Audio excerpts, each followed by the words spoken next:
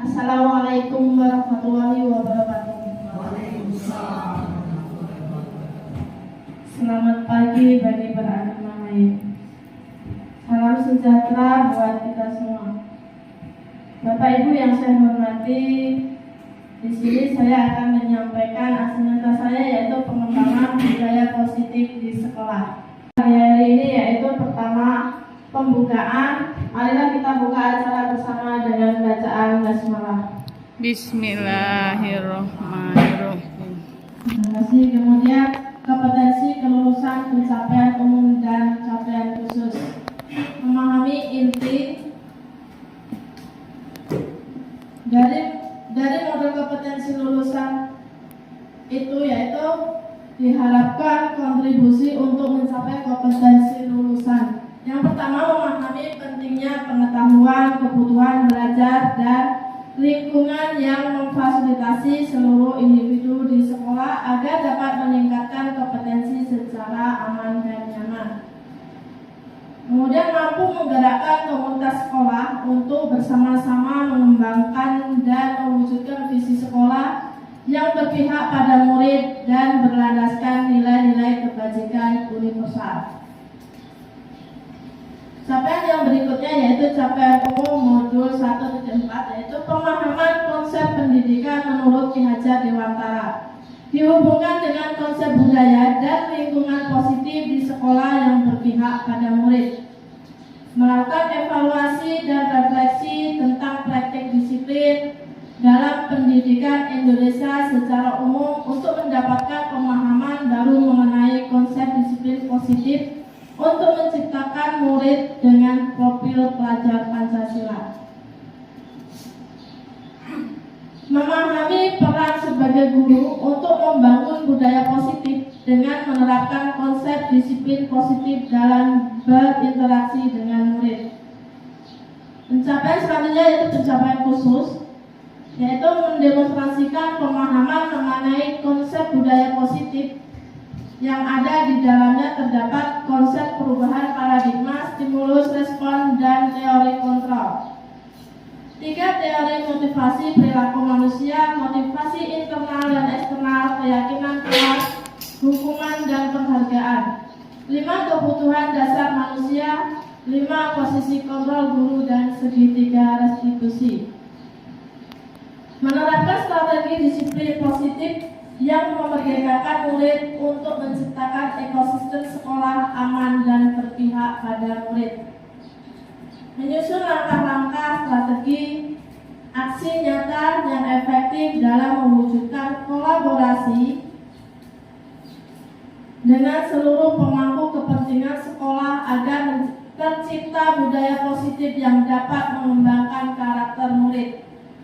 Bersikap adaptif dan kritis terhadap budaya di sekolah dan senantiasa mengembangkan sesuai kebutuhan sosial dan emosional murid. Kemudian untuk menindaklanjuti semua itu, di sini ada pertanyaan pemantik, mungkin Bapak Ibu bisa menjawabnya. Di situ ada jawaban setuju dan tidak setuju. Yang pertama, hukuman dapat didisiplinkan anak. Kira-kira Bapak setuju atau enggak? Bapak Ibu setuju tidak? Misalnya kita hukum dapat mendisiplinkan anak itu, Bapak Ibu setuju tidak? Setuju. Setuju ya? Baik, kita simpan dulu ya jawabannya. Kemudian kedua, pemberian hukuman dengan hasil positif seperti membaca atau membersihkan halaman sekolah dapat meningkatkan disiplin anak. Kira-kira Bapak Ibu setuju nggak dengan sikap itu? Setuju. Tindakan yang kita lakukan kepada anak, setuju tidak? Setuju. Berarti kita simpan jawabannya ya. Yang ketiga, memberi penghargaan dapat meningkatkan motivasi belajar anak. Setuju semua. Jadi kita lihat jawabannya, kenapa alasannya.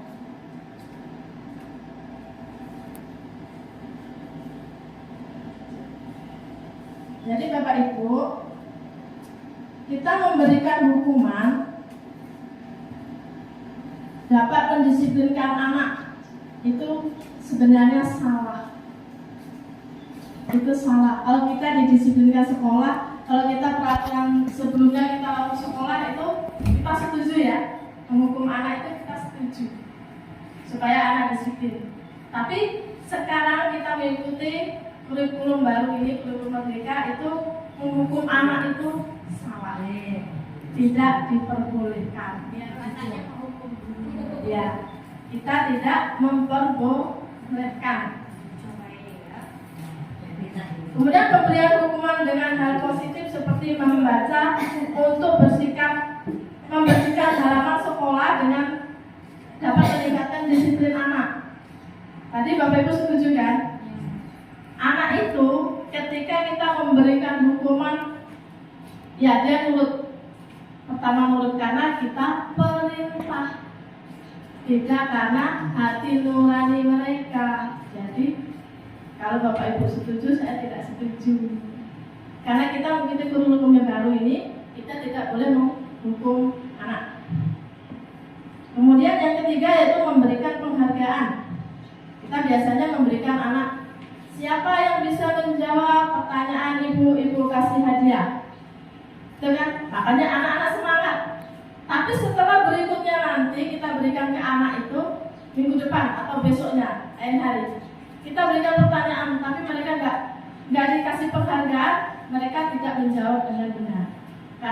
Karena paksaan tadi. Jadi kita menghukum anak itu sebenarnya salah. Kita harus tetap memberikan motivasi ke anak-anak, bukan untuk hukuman. Kemudian Bapak Ibu, yang selanjutnya yaitu topik dalam eksplorasi konsep. Itu ada disiplin positif dan nilai-nilai kebajikan universal, kemudian teori motivasi, hukuman dan penghargaan, restitusi. Selanjutnya yaitu keyakinan keras, kebutuhan dasar manusia dan dunia kualitas. Restitusi itu ada 5 posisi kontrol. Yang selanjutnya restitusi ya. Restitusi yang selanjutnya yaitu segitiga restitusi. Nanti selanjutnya akan lebih saya jelaskan. Kemudian eksplorasi konsep dari pembelajaran itu yaitu disiplin positif dan nilai-nilai kebajikan universal. Itu pertama yaitu perubahan paradigma. Ada kegiatan, misalnya contohnya kegiatan kita kepalan tangan. Ada A dan B, contohnya itu Anda dan teman Anda. Sobeklah secari kertas, tuliskan benda atau sesuatu yang sangat berharga untuk Anda. Letakkan kertas di salah satu tangan Anda dan genggam benda sesuatu tersebut dengan segala daya. Buatlah sebuah kepala. Kemudian teman Anda yang B, temannya akan mencoba dengan sekuat tenaga dengan berbagai cara untuk meminta Anda memberikan benda tersebut. B bisa membujuk, mengancam, menghadik, merayu, menyuap, apa saja agar dapat membuka kepala tangan Anda. Kira-kira Bapak Ibu kalau punya teman, biasanya kan kita selalu melakukan itu kan, permainan itu. Kira-kira apa yang ada di tangan saya? Biasanya bagaimana mereka merayu supaya tangan Bapak Ibu itu terbuka? Ada nggak caranya? Apa merayu, apa menghadik, apa diancam supaya tangannya dibuka? Ada nggak kira-kira? Pasti ada kan caranya? Kira-kira apa Bapak Ibu? Ada yang merayu, membujuk. Kan di antara bapak dan ibu sama temannya kan biasanya terjadi apa mereka berdua itu terjadi apa kira-kira? Perkelahian, ya kan? Yang satu merebutkan pengen tahu, yang satunya lagi bersikukuh tidak ingin memberitahu. Itu yang terjadi. Kemudian Bapak Ibu,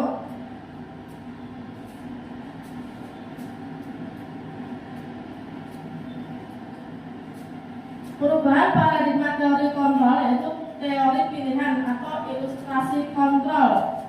Itu ada ilustrasi guru mengontrol murid, kemudian ilustrasi bahwa kritik dan pembuatan orang merasa bersalah dapat menguatkan karakter. Ilusi bahwa semua penguatan positif, efektif, dan bermanfaat. Selanjutnya yaitu ilusi bahwa orang dewasa memiliki hak untuk memaksa. Kemudian dari perubahan itu ada perubahan stimulus respon, teori kontrol atau teori pilihan. Siapa sesungguhnya yang memiliki teori kontrol itu? Terus pertama dari stimulus respon, kita mencoba mengubah orang agar berpandangan sama dengan kita. Dari teori kontrol, kita berusaha memahami pandangan orang lain tentang dunia. Kemudian dari stimulus respon lagi, perilaku buruk dilihat sebagai atau sesuatu kesalahan. Majulah. Kemudian dari teori kontrol itu semua perilaku memiliki tujuan. Bergoyang Orang lain kayak bisa mengontrol kita, kalau mengontrol saya. Hanya kemudian dari teori kontrol lain itu hanya Anda yang bisa mengontrol diri Anda sendiri. Selanjutnya, saya bisa mengontrol orang lain.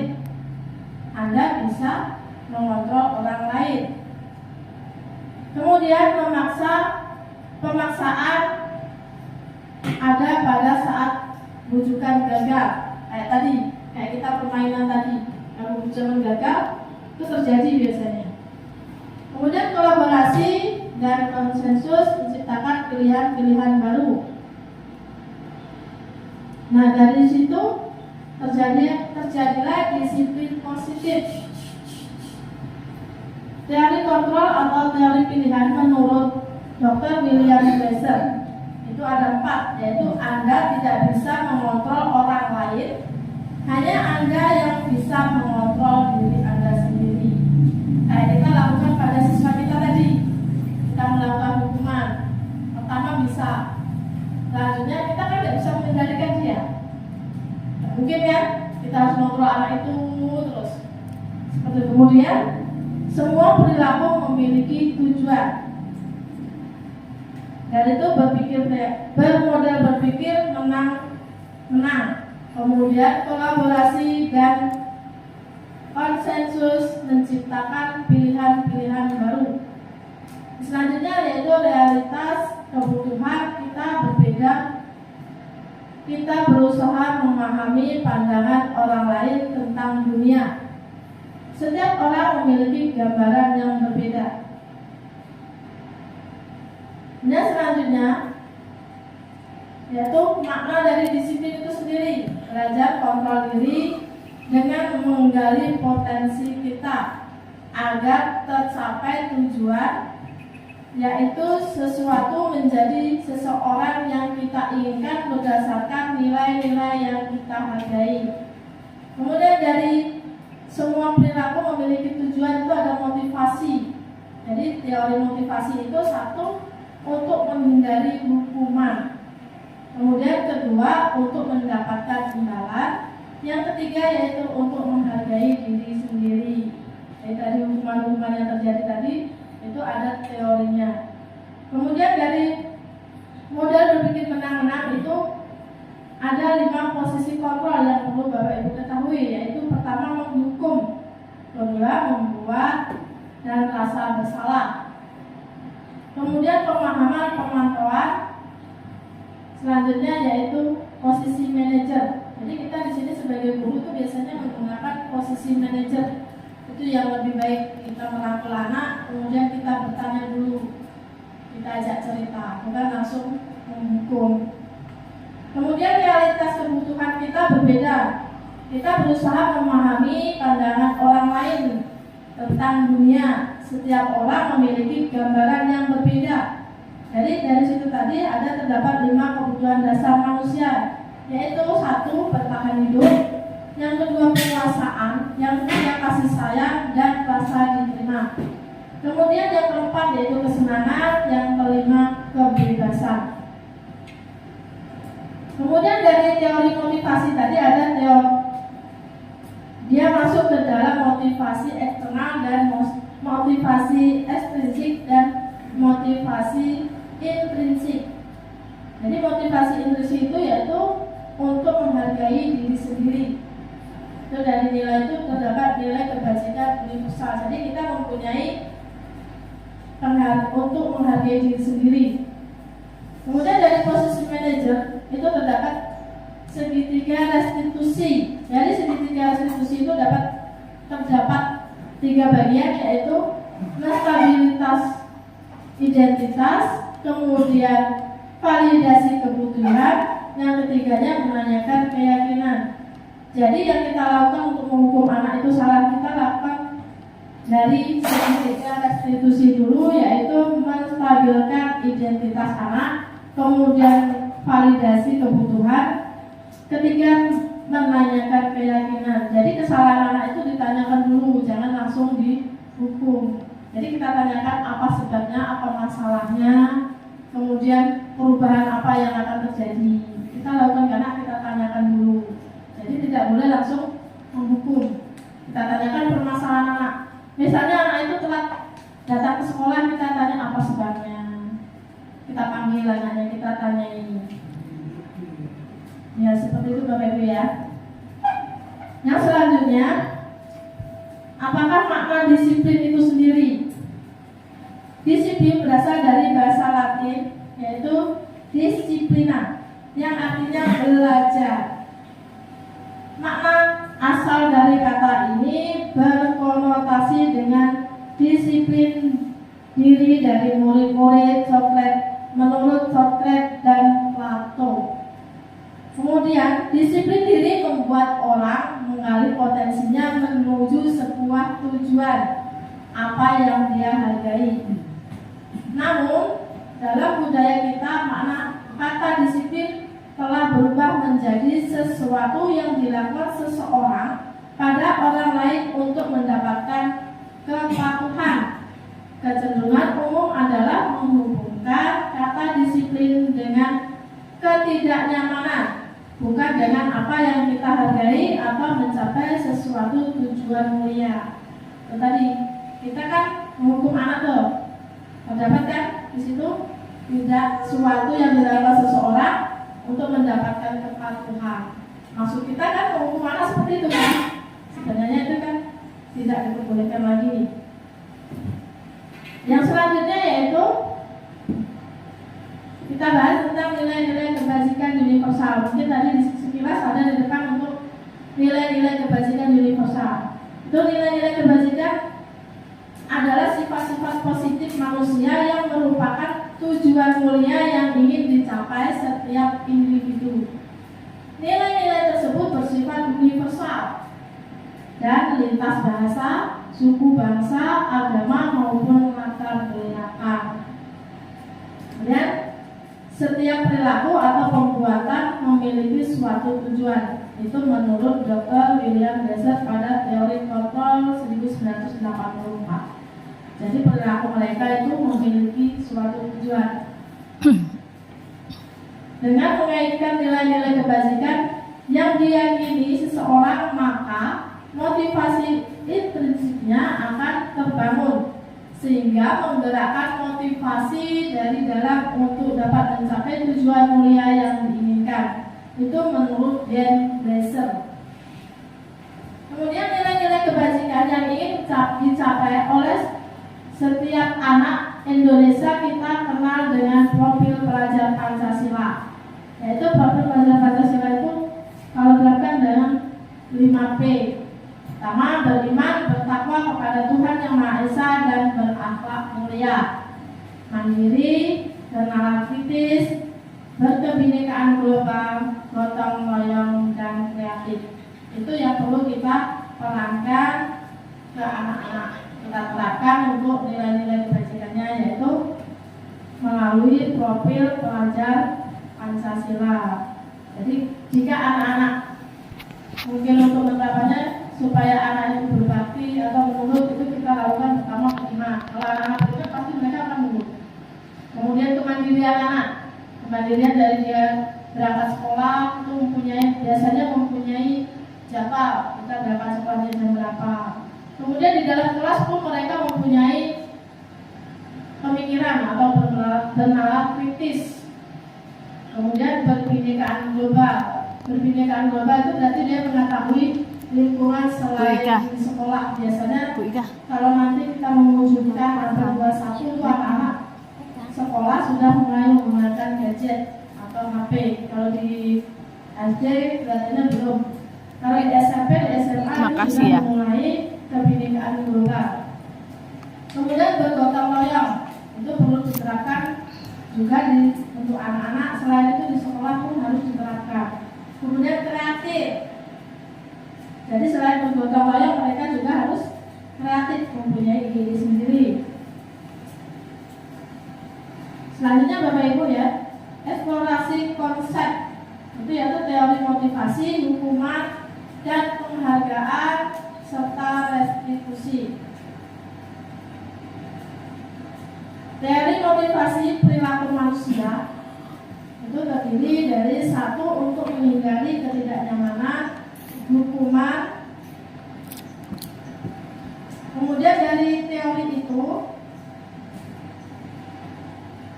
apa yang akan terjadi apabila saya tidak melakukan? Kira-kira kalau misalnya kita menghindari hukuman, itu supaya kita tidak terjadi hukuman, itu apa yang kita lakukan? Kayak anak tadi kan, misalnya dia telat, setelah kita beritahu, kita ajari, kita bertanya, pasti mereka akan berpikir gimana besok dia tidak akan telat lagi. Seperti kita misalnya datang ke sekolah, apa yang kita lakukan? Apa yang akan terjadi apabila saya tidak melakukannya? Kayak tadi misalnya kalau anak-anak ya, kalau kita sendiri mungkin kayak beriman, bertakwa tadi, itu apa yang terjadi? Itu termasuk motivasi eksternal.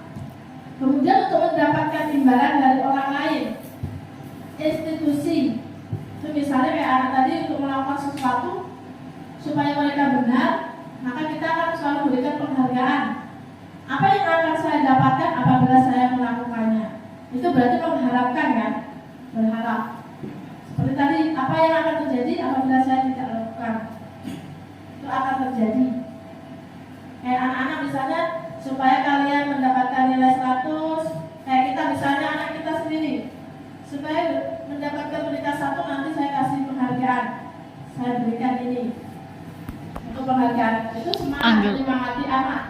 Tapi kelanjutannya kalau kita tidak mengasih penghargaan, anak itu tidak akan melakukannya lagi.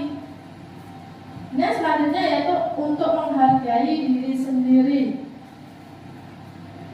Ada pertanyaan seperti saya akan menjadi orang yang seperti apabila saya melakukan. Jadi keinginan kita untuk menghargai diri sendiri.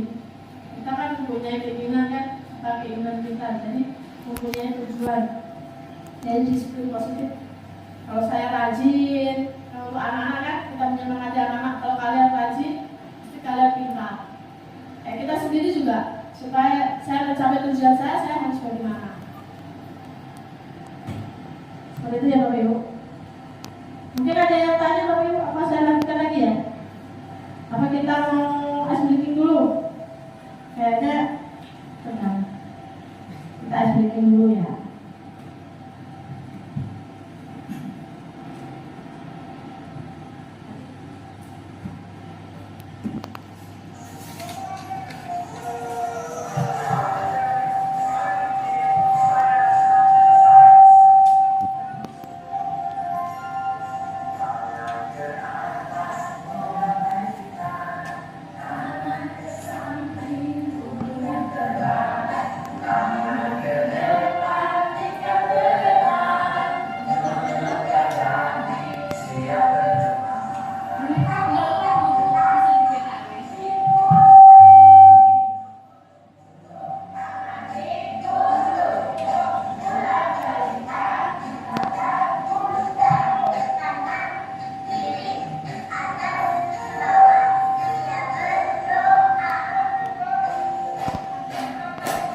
Kemudian menurut Ki Hajar Dewantara, merdeka itu berarti tidak hanya terlepas dari perintah akan tetapi juga cakap berbuat memerintah diri sendiri.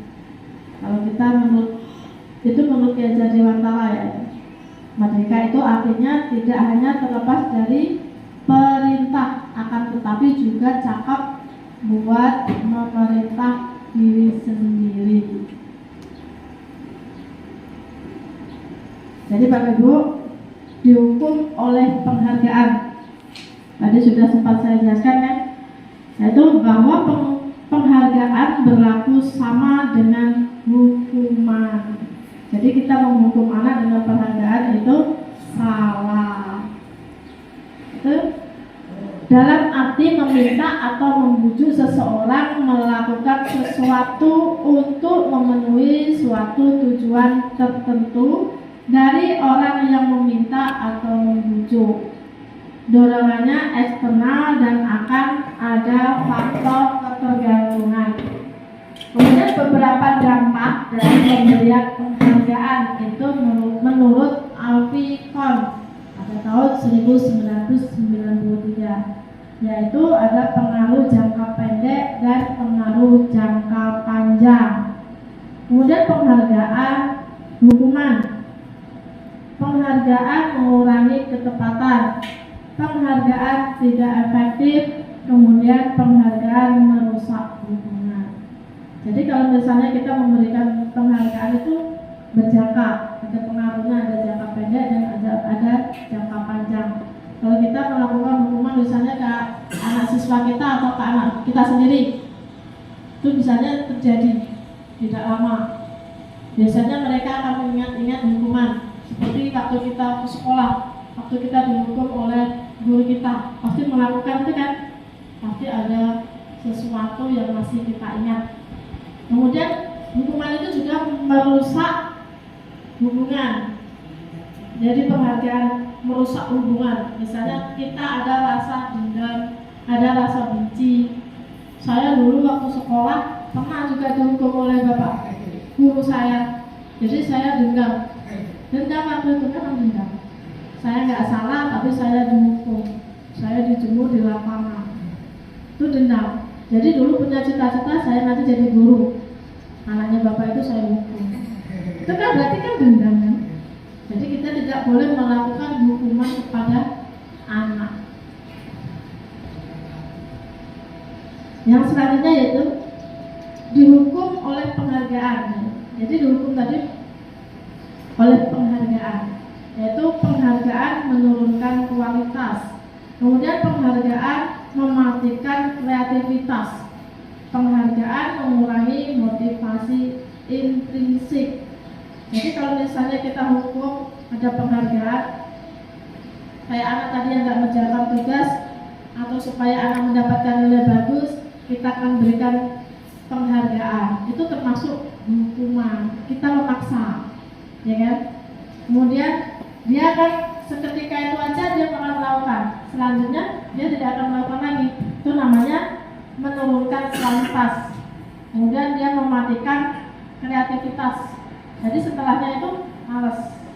Kemudian mengurangi motivasi. Jadi motivasinya, semangatnya dia waktu diberikan penghargaan. Setelah nggak diberikan lagi, hilang.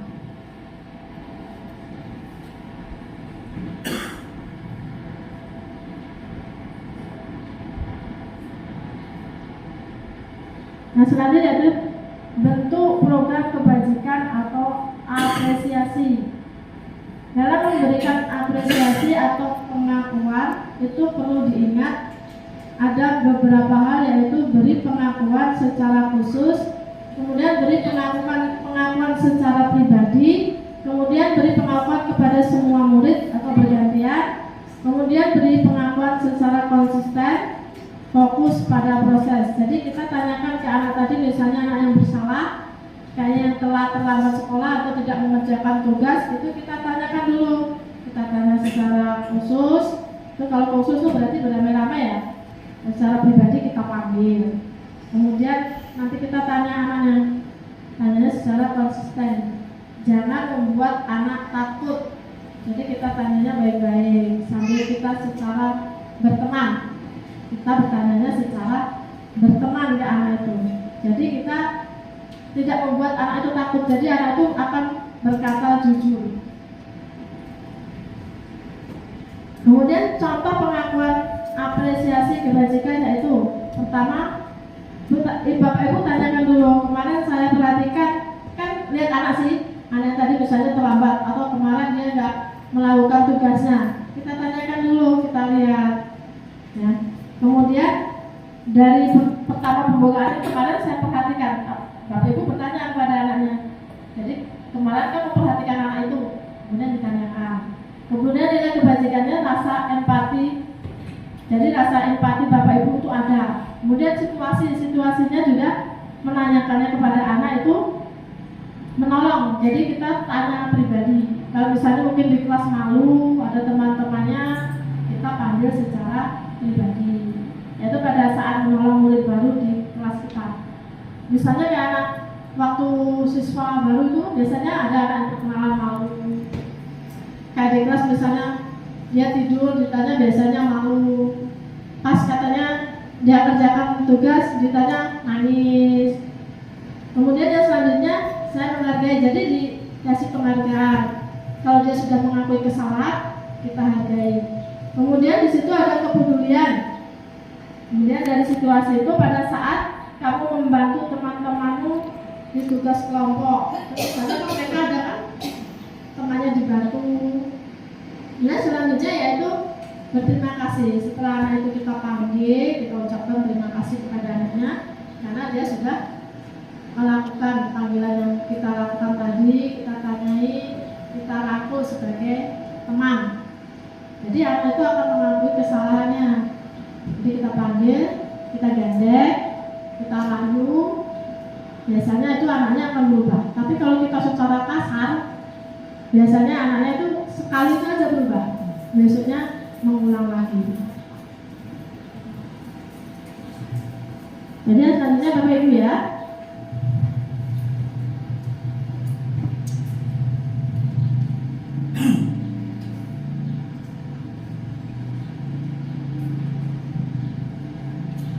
Kemudian tindakan guru yang perlu dilakukan. Pertama kalau misalnya kita menghukum anak itu ya, tujuan perbedaan hukuman dan konsekuensi. Hukuman dan konsekuensi itu berbeda. Pertama yaitu mencatat, misalnya kita tugaskan ke anak itu mencatat 100 kali dalam buku kalimat saya tidak akan terlambat lagi karena terlambat ke sekolah. Biasanya anak kan kita hukum seperti itu ya. Misalnya anak datang terlambat, kita suruh nulis sampai 100 kata atau 100 kalimat. Itu biasanya ucapannya seperti itu. Saya tidak akan, biasanya anak dituntut, kemudian anak nulis sendiri. Ya. Itu termasuk hukuman atau konsekuensi. Jadi sebelum masuk kelas pembelajaran itu kita harus melakukan keyakinan kelas, kesepakatan kelas dulu. Kemudian yang selanjutnya lari mengelilingi lapangan basket 2 kali karena terlambat hadir di sekolah. Itu biasanya Bapak Ibu dihukumkan itu melakukannya, mereka dilakukan untuk keliling, berarti dihukum. Menghukum anak-anaknya. Kemudian murid diminta untuk push up 15 kali karena tidak menggunakan masker ke sekolah. Misalnya, tidak boleh. Jadi tidak boleh. Kemudian mengganti kertas tugas teman yang telah dicoret-coret. Selanjutnya bersihkan tumpahan air di meja tulis karena tersenggol pada saat belajar. Yang selanjutnya yaitu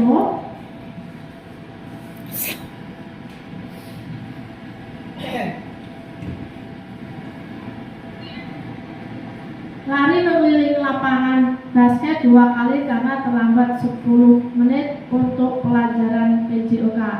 Biasanya Bapak Ibu pernah melakukan seperti itu kan? Aja pernah nggak melakukan itu? Tidak pernah melakukan hukuman ya.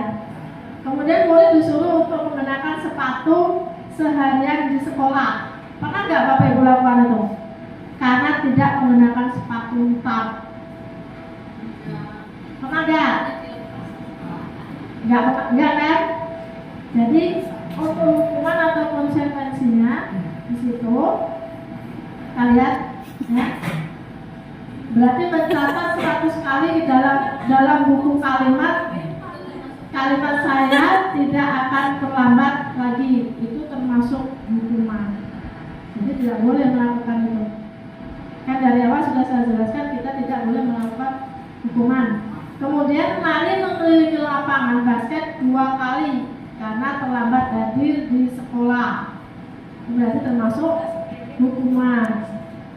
Kemudian murid diminta untuk push up 15 kali karena tidak menggunakan masker ke sekolah, itu hukuman.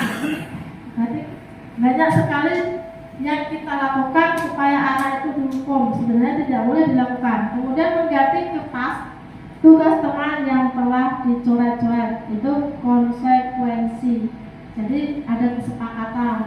Kalau bukan hukuman itu berarti Bapak Ibu ya, menggantikan kertas temannya yang dicoret. Kemudian membersihkan tumpahan air di meja tulis karena tersenggol pada saat belajar, itu juga bukan termasuk hukuman. Itu namanya konsekuensi, jadi kesepakatan. Kemudian murid disuruh untuk mengenakan sepatu seharian di sekolah karena tidak menggunakan sepatu hitam, itu juga termasuk hukuman. Kalau seharian kita suruh pakai sepatu, otomatis kita aja nggak betah.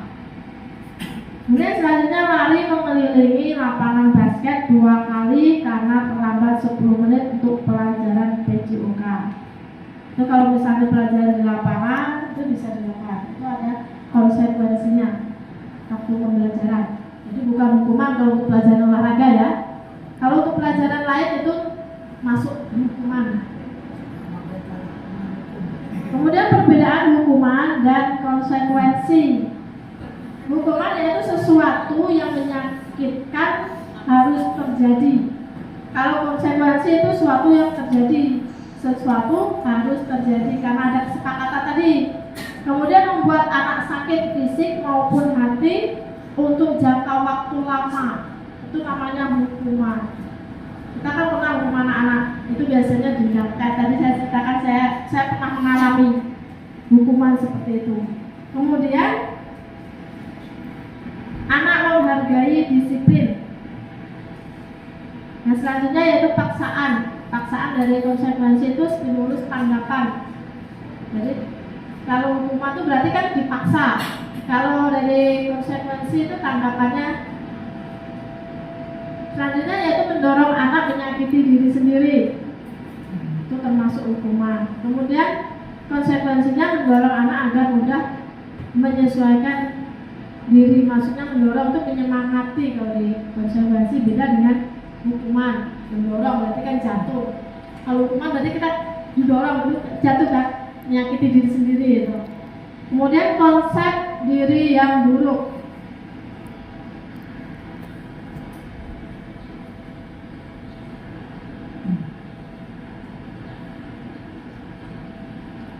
Dalam konsekuensi itu diri yang baik. Kemudian anak belajar untuk menyembunyikan kesalahan, itu juga hukuman. Kemudian anak belajar untuk mematuhi peraturan, itu termasuk konsekuensi. Jadi sebelum belajar atau sebelum masuk sekolah itu harus dikasih keyakinan atau kesepakatan dulu sebelum belajar. Kemudian marah, rasa bersalah, dipermalukan, merasa tak dihargai.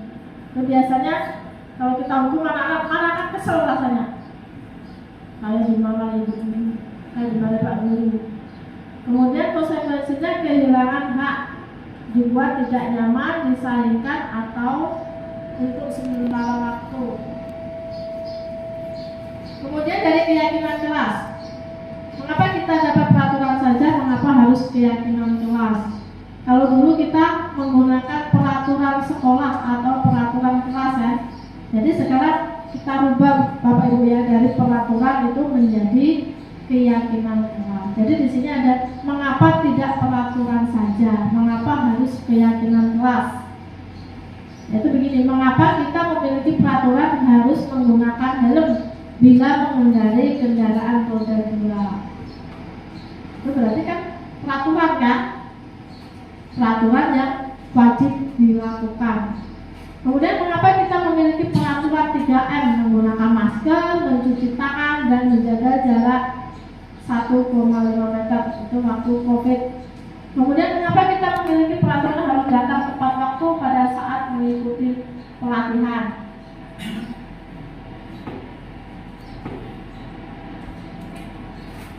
Untuk mendukung motivasi intrinsik, kembali ke nilai-nilai keyakinan lebih, menggerakkan seseorang dibandingkan mengikuti keserangkaian peraturan-peraturan. Jadi kenapa kita tidak belajar mengapa keyakinan kelas? Jadi kalau misalnya di dalam kelas sebelum belajar, anak-anak ditanya dulu, kita mau belajar pakai cara apa? Jadi sebelum belajar kita pasti melakukan berdoa. Sudah berdoa, kemudian ditanya lagi setelah berdoa kita mau belajar apa. Kemudian kalau misalnya Bu bertanya, kalau misalnya keluar kelas harus izin dulu, di kelas tidak boleh ribut, berpakaian rapi. Itu ada kesepakatan antara guru dan siswa sebelum melakukan kegiatan belajar. Jadi mereka pada mentaati peraturan. Jadi nanti di situ ada konsekuensi. Kalau misalnya ribut di dalam kelas, konsekuensinya apa? Bukan hukuman Bapak Ibu ya. Jadi dari waktu masuk kita belajar itu ditanya dulu, kemantapan dulu di dalam kelas itu. Dan yang selanjutnya tentang budaya positif. Itu budaya positif itu dilakukan di lingkungan positif dari keyakinan kelas tadi, kemudian dari peraturan kelas yang sudah kita sepakati. Itulah terjadi budaya positif.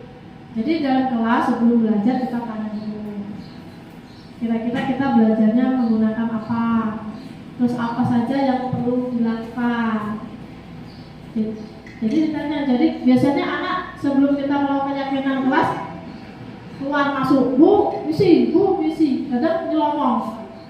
Kalau kita nanti sudah buat peraturan atau keyakinan kelas, sudah berbeda pembelajarannya. Jadi mereka sebelum keluar pasti mereka izin. Terus tidak boleh menyela ketika guru menjelaskan.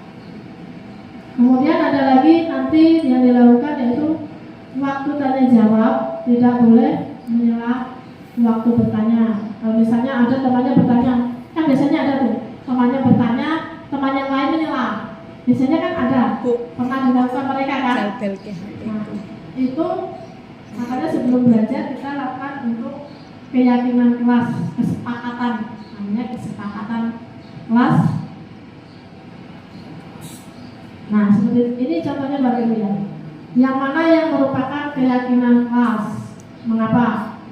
Di situ ada datang tepat waktu, kemudian mengucapkan salam, menjaga kebersihan sekolah, berdoa sebelum dan sesudah kegiatan, aktif pembelajaran, kemudian tertib. Kemudian ada kesepakatan kelas yang satunya yaitu kami guru dan murid yang saling menyayangi. Kemudian B, kami murid yang semangat belajar. C, kami murid yang peduli dengan teman-teman. Jadi menurut Bapak Ibu dari keduanya itu mana yang termasuk keyakinan kelas atau kesepakatan kelas? Kan di sana ada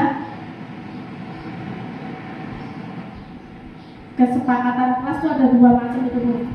Bapak Ibu ada dua macam kan di situ? Ada datang tepat waktu, kemudian mengucapkan salam. Yang sebelahnya itu kami guru dan murid yang saling menyayangi.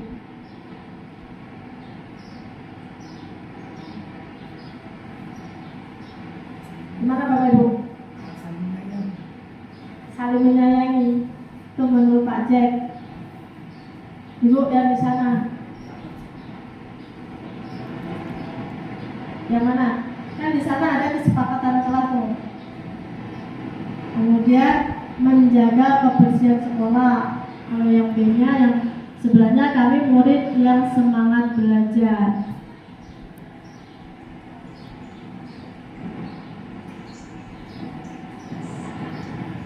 Yang mana Bu?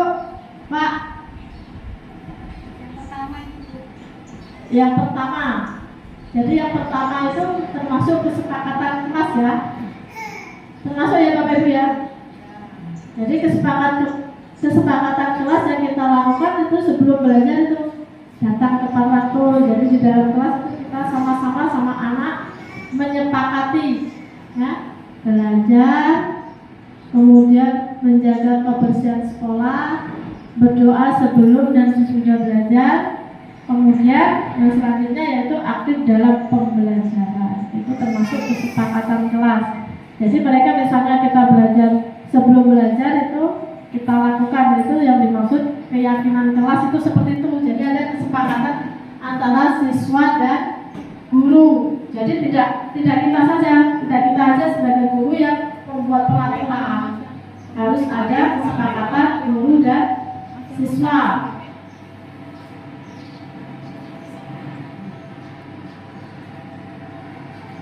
Yang selanjutnya yaitu kegiatan pendalaman keyakinan kelas. Itu dibagi menjadi dua Bapak Ibu. Itu keyakinan kelas yang pertama yaitu dari model T, itu ada, kemudian model G. Jadi model T itu tampak seperti tidak tampak. Misalnya kita kayak menghukum anak kelihatan enggak.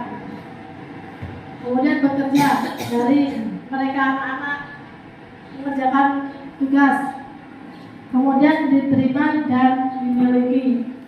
Kalau dari model B itu terdengar, jadi kelihatan setelah kesepakatan kelas tadi kelihatan, jadi terdengar, kemudian terlihat, kemudian berperilaku sesuai dengan kesepakatan kelas yang kita sepakati. Jadi ada, jadi terdengar itu, kemudian terlihat, itu berarti ada semua. Kemudian dari hormat itu kami meyakini bahwa sangat penting untuk menghormati semua orang dan barang milik orang lain. Jadi di kelas tadi kan misalnya tidak boleh mengambil barang orang lain. Itu berarti terlihat dan terdengar. Kemudian bekerja, kami meyakini bahwa setiap sangat penting untuk mengerjakan segala keyakinan atau mengikuti kegiatan yang telah ditugaskan. Itu berarti kelihatan anak-anak, terlihat. Kemudian diterima dan memiliki.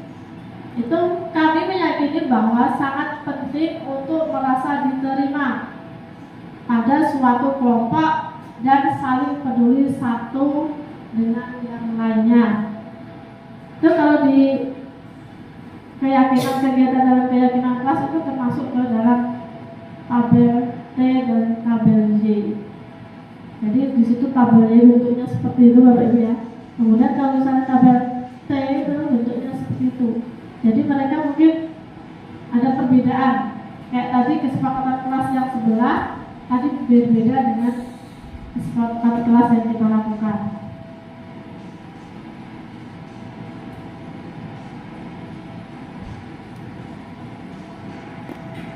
Nah, dari kegiatan yang tadi ada perbedaan.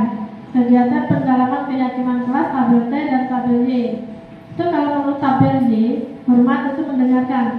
Yaitu satu orang berbicara, yuk saya bantu, kita bisa selesaikan ini bersama. Jadi ada terlihat terdengar. Misalnya kita ayo berdoa bersama-sama, berarti bersuara.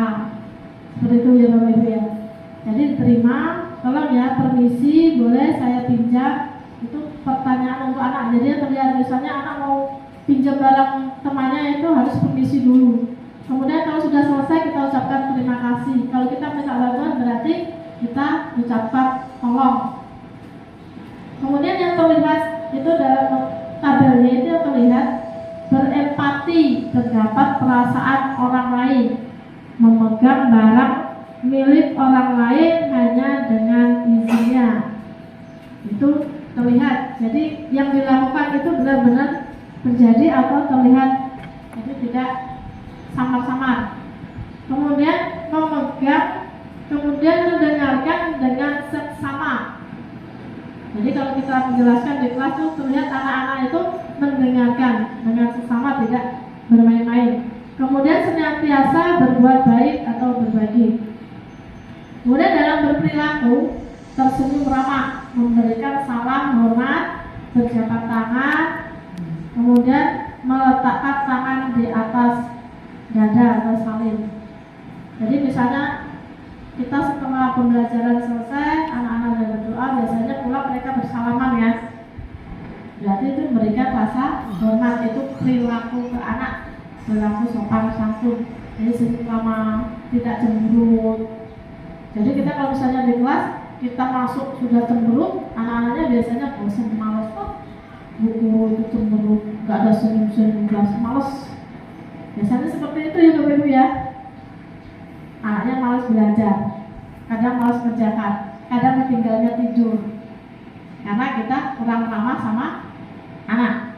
Kemudian memberikan ruang kerja, postur tubuh yang tenang, jadi tenang, santai, itu yang diberikan. Kemudian dari tabel T itu tampak seperti datang tepat waktu, jadi tidak tampak seperti sering hadir terlambat. Itu tadi yang dilakukan anak tadi kan, dia datang tapi sering datang terlambat. Kemudian menyapa teman dan guru setiap hari, acuh kepada teman dan guru, itu biasanya di tabel T. Kemudian mengembalikan barang teman yang telah dipinjam dan mengucapkan terima kasih. Dia tidak mengembalikan barang yang telah dipinjam dan meletakkan. Kemudian yang bekerja itu tampak seperti, berarti tampak seperti itu kelihatan tekun bekerja dan menyimak guru. Kalau tidak tampak seperti itu berarti belum kelihatan, jadi tidak terdengar guru dan acuh tak acuh. Kemudian menyerahkan tugas tepat waktu, itu anak yang benar-benar mematuhi peraturan. Nah, misalnya di kelas kita memberikan tugas jam pembelajaran ini harus selesai. Kemudian tugas tidak diberikan, itu biasanya anak yang tidak mengikuti peraturan atau keyakinan kelas yang telah kita sepakati tadi. Kemudian Bapak Ibu, nah selanjutnya yaitu di sini ada peraturan dan keyakinan kelas. Di sini ada tabelnya. Kemudian nanti Bapak Ibu tinggal milih. Di situ termasuk peraturan, masuk keyakinan kelas kita, bukan. Yang pertama yaitu selalu kembali buku ke tempatnya. Itu termasuk keyakinan apa peraturan kelas. Keyakinan. Kemudian dilarang mengganggu orang lain. Hadir di sekolah 15 menit sebelum pembelajaran dimulai. Kemudian dilarang melakukan kekerasan, dilarang menggunakan narkoba, bergantian atau menunggu giliran. Selanjutnya yang menggunakan masker, jangan berlari di kelas atau koridor. Itu termasuk di sini. Kalau sudah kita melakukan keyakinan kelas, berarti mereka harus bertanggung jawab atau melakukannya. Yaitu selalu kembali buku tepat waktu, berarti anak-anak bertanggung jawab. Karena adanya keyakinan kelas tadi. Keyakinan kelas berbeda dengan peraturan ya. Kemudian dilarang mengganggu orang lain, itu berarti keyakinan kelas kita menghormati orang lain. Jadi sebelum belajar kita lakukan itu. Hindari di sekolah 15 menit sebelum pembelajaran dimulai. Jadi keyakinan kelas tadi menghormati orang lain atau punya berkomitmen. Kemudian dilarang melakukan kekerasan, yaitu keselamatan menghormati orang lain. Selanjutnya dilarang menggunakan narkoba. Dari keyakinan kelas tadi itu termasuk dalam kesehatan. Kalau dalam peraturan dilarang. Kalau kita misalnya di kelas itu berarti mempunyai keyakinan kelas. Kemudian bergantian atau menunggu giliran, itu berarti menghormati orang lain atau bersabar menurut telah keyakinan kelas kita sepakati. Kemudian gunakan masker, itu termasuk keselamatan dan kesehatan. Ini yang selanjutnya Bapak Ibu ya. Jangan berlari di kelas atau koridor, itu termasuk keselamatan dan keamanan. Jadi kita memberitahu ke anak-anak, jadi sebelum belajar kita lakukan keyakinan kelas. Yang selanjutnya yaitu kebutuhan dasar manusia dan dunia berkualitas. Bosan Bapak Ibu ya? bosan ya? Hanya jawab apa? Nah, kita lanjutkan. Kebutuhan dasar manusia itu ada apa saja Bapak Ibu?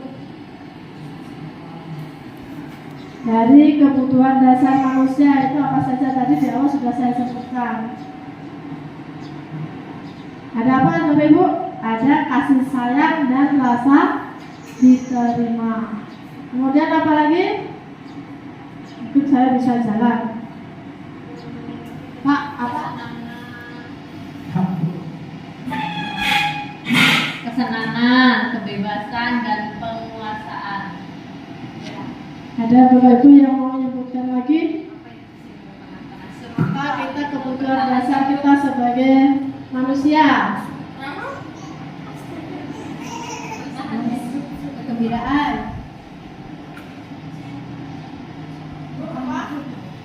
Tahan ini. Jadi ya, kebutuhan dasar manusia itu ada rasa kasih sayang dan ingin diterima. Berarti kasih sayang kita perlu diterima di lingkungan kita. Kemudian ada namanya penguasaan. Kemudian kesenangan. Ya. Kemudian ada untuk bertahan hidup. Bagaimana cara kita untuk bertahan hidup? Kemudian ada kebebasan. Bebas.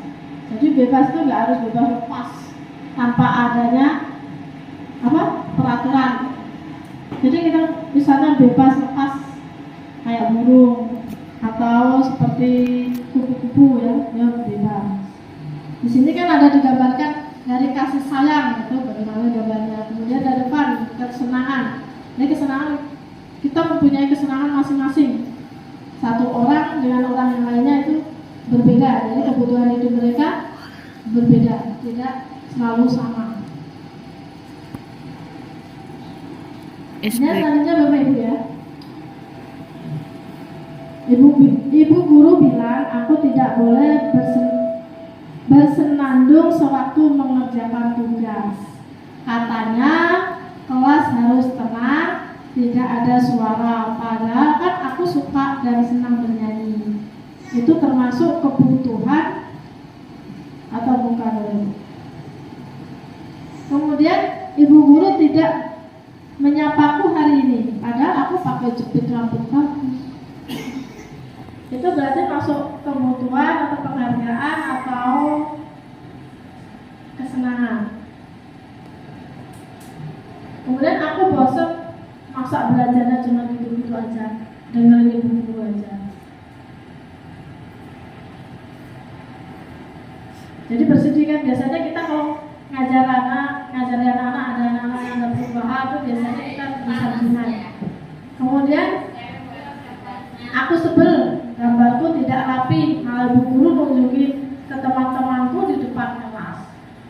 Biasanya Bapak Ibu melakukan seperti itu kan, gambarannya yang bagus dan gambarannya yang jelek ditunjukkan ke anak-anak.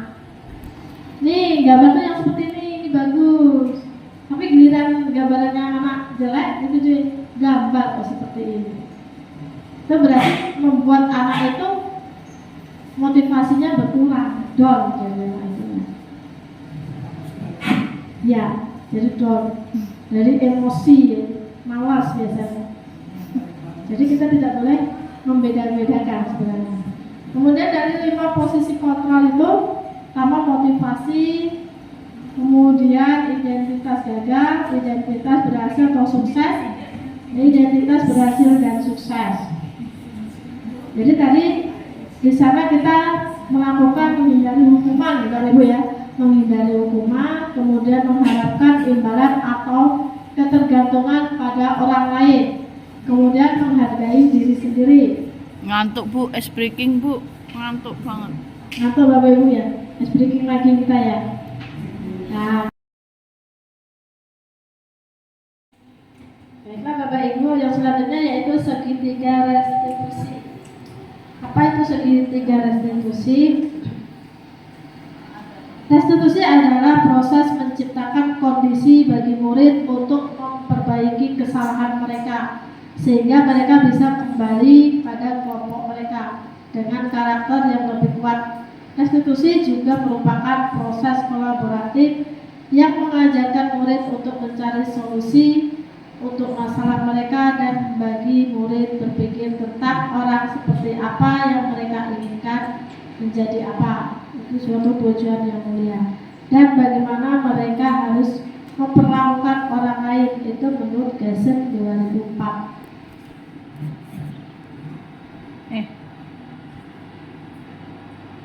Yang selanjutnya yaitu identitas gagal dan identitas sukses. Jadi dari segitiga restitusi tadi dibagi menjadi dua. Jadi dari identitas sukses itu dibagi menjadi dua lagi. Jadi identitas gagal itu suatu hukuman, yaitu semua yang menyakitkan terjadi, harus terjadi, itu termasuk hukuman. Kemudian dari identitas sukses itu konsekuensi atau dari masuk dalam dua, yaitu disiplin konsekuensi dan disiplin restitusi, yaitu sesuatu yang terjadi dan restitusi yang merupakan pilihan. Dinyatakan nyaman untuk murid, anak untuk jangka waktu panjang. Kemudian dari identitas sukses itu tidak nyaman untuk murid, anak untuk jangka waktu pendek. Kemudian menguatkan untuk murid atau anak dalam waktu jangka panjang. Kemudian dari ciri-ciri restitusi itu sendiri yaitu satu, bukan untuk menebus kesalahan namun untuk belajar dari kesalahan.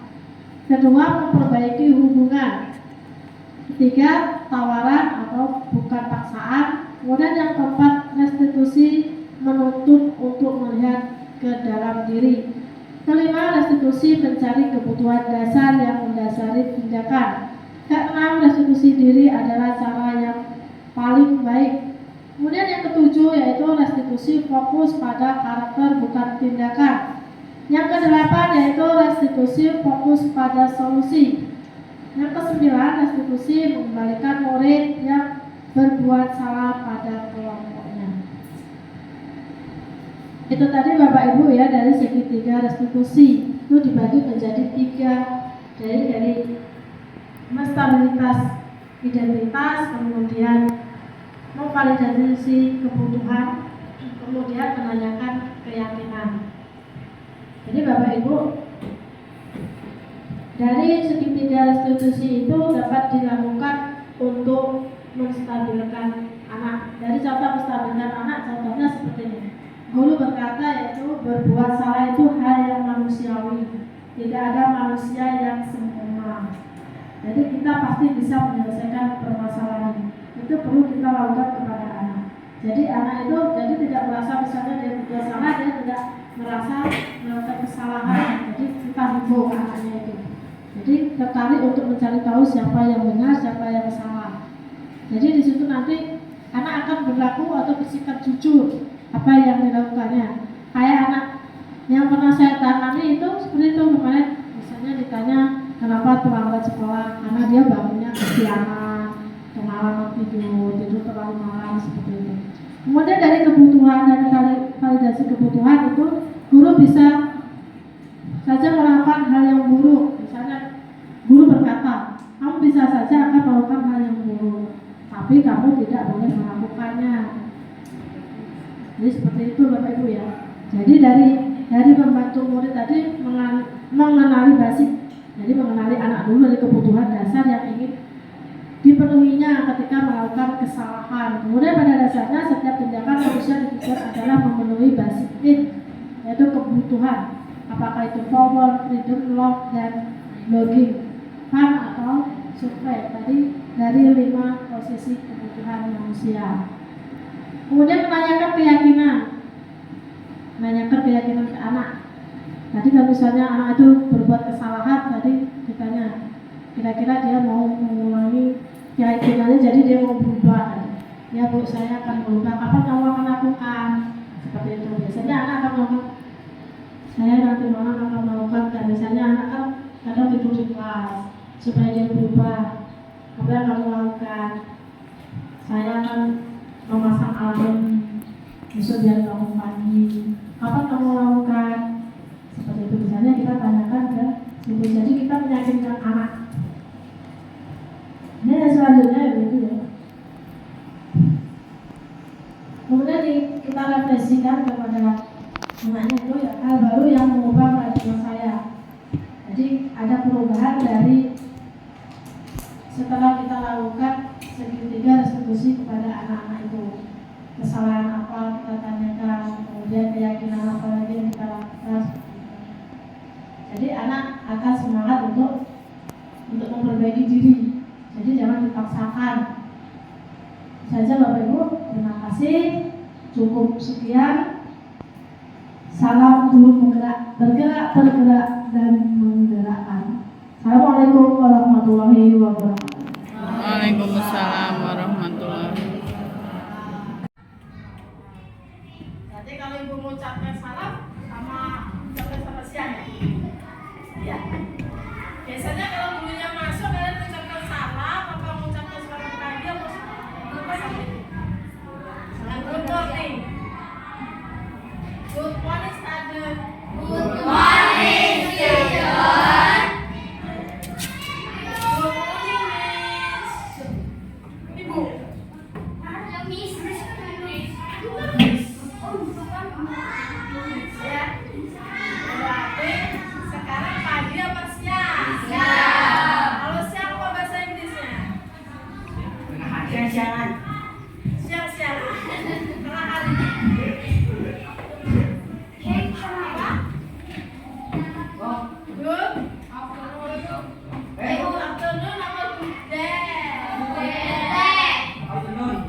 Good afternoon sore. Afternoon sore.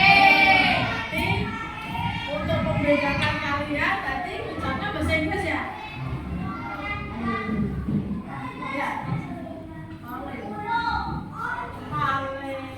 Berarti weekend good day apa?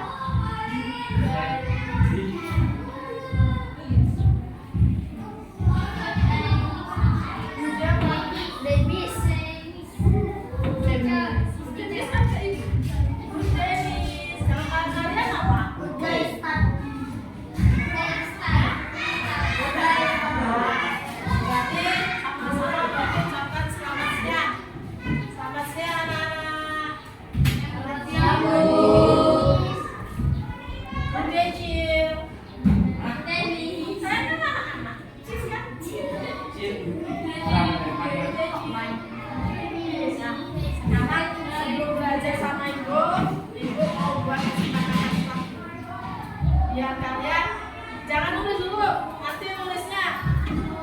Ngapain nulis kalau kalian udah paham? Ya enggak? Ya apa enggak? Nulisnya nanti, belum disuruh nulis. Nulisnya nanti kalau kalian sudah sepakat, kalian baru nulis. Sebelum belajar, aku mau tanya ke kalian dulu. Gimana kabar kalian? Apa kabar? Alhamdulillah, luar biasa.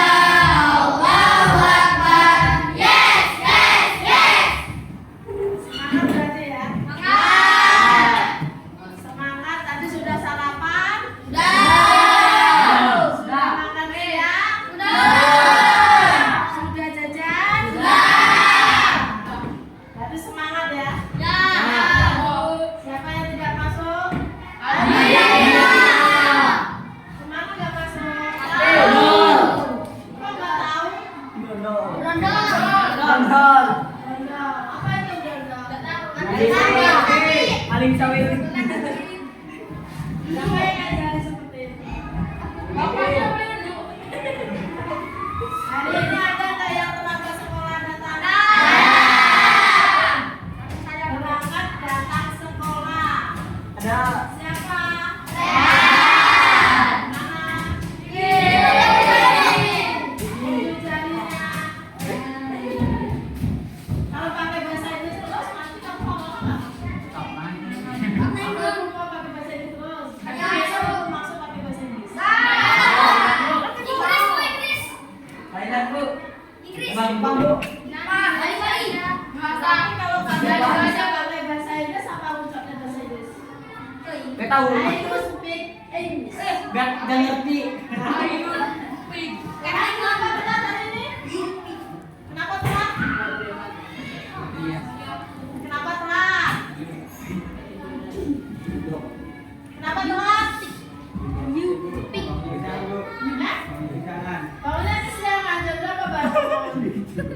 Jam 7. Kita masuk di kelas jam berapa? Jam 9. Harusnya kamu berangkat dari sekolah jam berapa?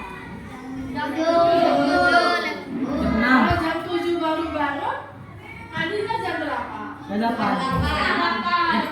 Melaknya jam berapa? 10. Well. Rehan ini sering telat, sering gak masuk. Alasannya bangunnya Jangan. emangnya tidur jam berapa? Tidurnya jam berapa?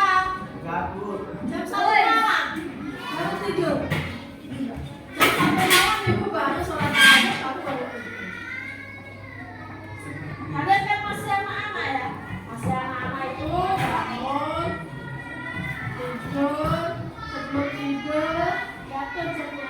Jaga kesehatan. Jam berapa kalian wajib tidurnya? Kita tidur harus 8 jam. Itu usia anak-anak. Kalau seusia ibu itu tidur 5 jam. Ya. Jadi kalian tidur jam 9, jam 5 harus sudah bangun. 8 jam kan? Paham? Nah, sekarang sebelum belajar, ibu mau buat kesepakatan kelas dulu. Tahu kesepakatan kelas? Apa? Janjian.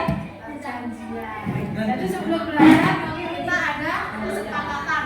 Jadi keyakinan, namanya keyakinan kelas. Jadi sebelum belajar kita lakukan apa yang kita lakukan. Apa yang kita lakukan? Ini ibu punya kertas. Nanti kalau sudah sepakat, kalian tulis ada berapa kesepakatan kita. Kalian kasih nama dulu di atasnya. Sudah ditulis, ya. Kasih nama. Kesepakatannya apa? Nanti ada berapa kesepakatan. Sudah kalian tulis, kalian tanda tangan, kita tempel. Oke? Oke. Setelah sepakat kita baru belajar. Ngerti? Ngerti? Nanti kalian tulis. Nanti kan ini ada linknya. Nanti kalau ada yang lengket-lengket jangan ditulis sih. Jadi tulisnya di sebelahnya. Paham?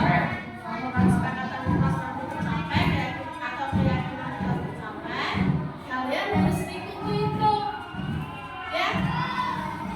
Oke? Berarti satu-satu tulis sama. Jadi nanti yang lengket jangan ditulis ya di sebelahnya ya. Tulis namanya dulu.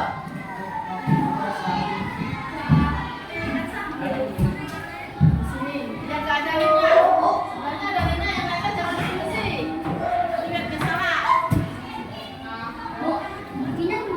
Apanya? Belinya? Bikinnya? Ditulis. Jeng. Ditulis. Nanti tulisnya sama-sama. Jadi kan ada kesepakatan. Namanya kesepakatan itu harus sama. Nanti ada kekompakan. Kesepakatan atau tadi katanya perjanjian. Capek, Bu. Satu kan? Kalau sudah tulis sama, nanti kita sama-sama melakukan keyakinan kelas. Jadi biar belajarnya kompak. Tidak ada yang lagi yang melanggar aturan. Ada online. Tulis. Jadi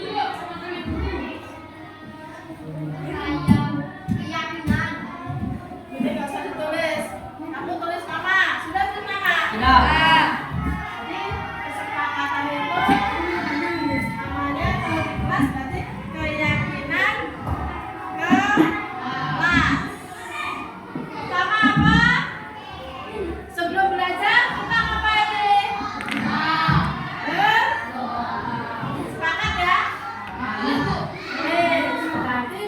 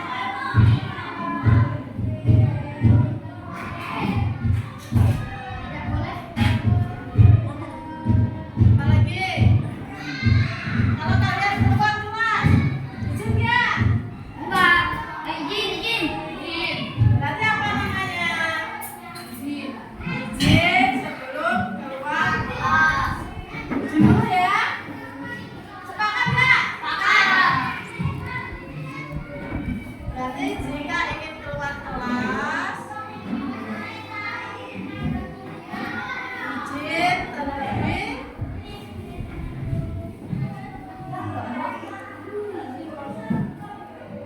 izin terlebih dahulu. Apa lagi? Apa lagi? Ayo apa lagi? Buang sampah. Buang sampah. Buang sampah. Ya. Buang sampah.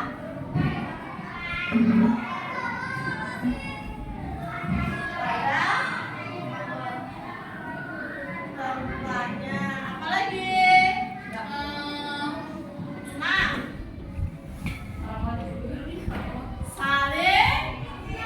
Nah, saling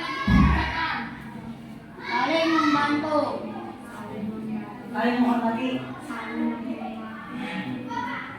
berarti saling apa? Lagi? Sudah.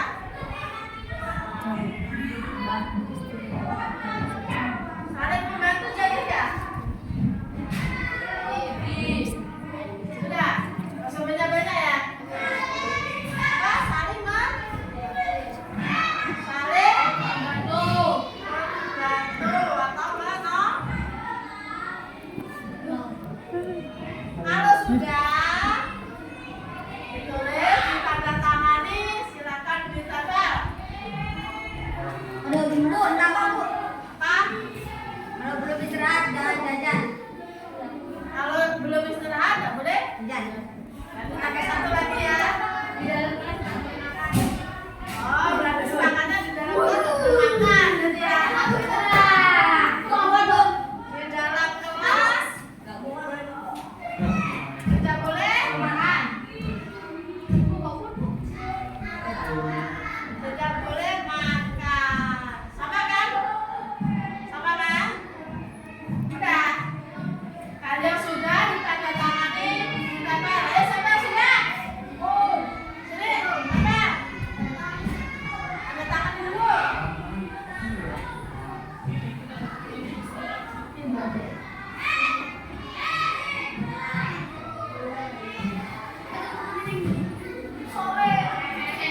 Ayo. Angkat. Satu-satu. Sebenarnya. Tanya lagi. Ayo sudah duduk. Sudah duduk. Jangan terbalik.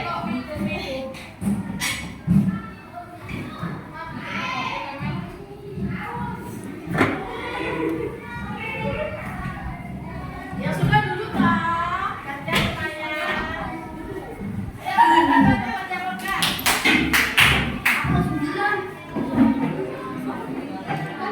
Saya yang perempuan. Saya sudah duduk. Mungkin ada dua ya.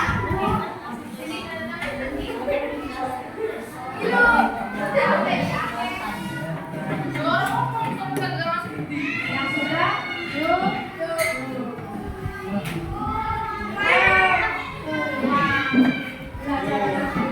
Nang, Ayo yang perempuan. Pokoknya ditanda di situ. Jadi nanti kalian bisa melihat ya.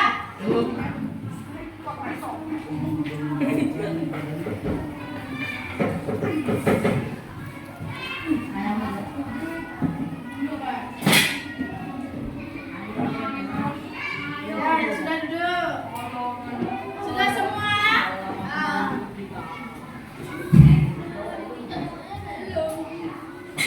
Ya. Sudah ya? Ini Bu. Oh, belum. Ayo, Windy. Ayo, Windy. Sudah belum? Belum. Jadi, keyakinan kelas atau kesepakatan kelas itu sudah kalian buat. Yang melanggar dia kena hukum. Kena hukum ya? Sanksi. Sanksi itu kayak mana? Kesepakatan. Hukum. Sanksi itu kalau misalnya kamu melanggar apa